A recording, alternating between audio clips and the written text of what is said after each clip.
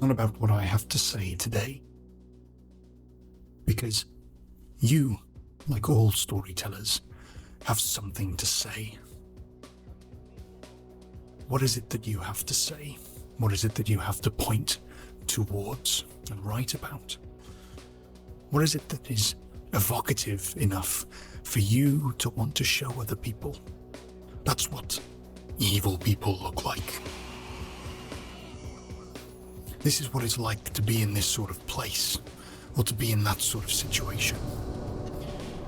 These are the scary things, the atmospheric things, the beautiful things, and the not so beautiful things.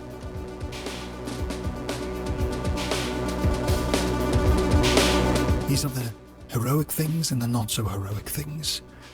This is the best side of humanity, and this is the worst.